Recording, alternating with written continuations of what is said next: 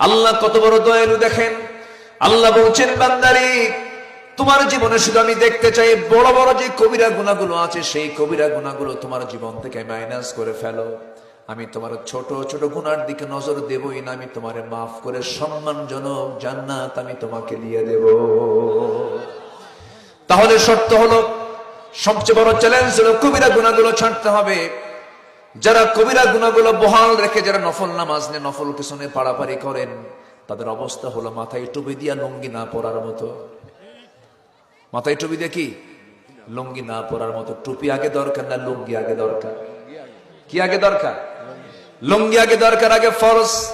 ফরজ লুঙ্গি তো কোনো গুনাহ করা যাবে না। বড় বড় গুনাহগুলোকে আগে ছাড়তে হবে। সাহাবে কেরাম বললেন, ইয়া রাসূলুল্লাহ বড় বড় কবিরা গুনাহগুলো কি? কবিরা গুনার তালিকা আমি মোটামুটি একটা আলোচনা, 100টা কবিরা গুনার আমার একটা আলোচনা আছে।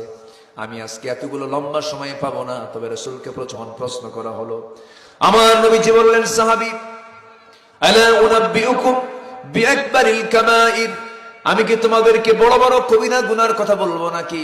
সাহাবে কেরাম বলছেন, নাম ইয়া রাসূলুল্লাহ। আমার রাসূল বলছেন 3টা বড় বড় কবিরা গুনাহ আছে। নাম্বার 1 হলো আল ইশরাকু বিল্লাহ, আল্লাহর সঙ্গে শিরিক করা। নাম্বার 2 হলো উকুকুল ওয়ালিদাইন, পিতামাতার সঙ্গে নাফরমানি করা। নাম্বার 3 হলো কাউলুজ জুর, বেফাস কথা বলা। আমরা কথাগুলো মনে রাখবো তো নাকি? ইনশাআল্লাহ কথা মনে থাকবে তো? মূল বিষয় কিন্তু এখন আলোচনা করছি, একটু মূল বিষয় কথাগুলো শুনি। বড় বড় কবিরা গুনার মধ্যে 3টাই বড় কবিরা গুনাহ বলেছেন মুহাম্মদ সাল্লাল্লাহু আলাইহি ওয়াসাল্লাম। 1 নম্বর কবিরা গুনাহ হলো শিরকের গুনাহ। শিরকের কাছে আমরা যাব না। জোরে বলি ইনশাআল্লাহ, আরো জোরে বলি ইনশাআল্লাহ।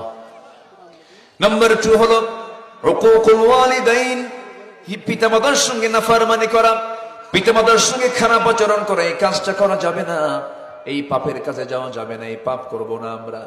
আমার বন্ধুগণ, দুনিয়াতে আমাদের দেশে হাজার হাজার ফ্যামিলি আছে, সন্তান মাকে ভাত দেয় না, সন্তান বাপকে ভাত দেয় না। এরকম সন্তান বুঝি রামেশ্বরপুর, গাবতলী, বগুড়ায় নাই? আসতে বলে আসে না? নাই। নিজের সন্তান, পেটের সন্তান মাকে খুন করে, বাবাকে খুন করে, আসে না? নাই। কেন? কেন? এর কারণটা কি? এর মূল কারণ হলো দ্বীনের জ্ঞান থেকে আজকে জাতিকে বঞ্চিত করা হয়েছে।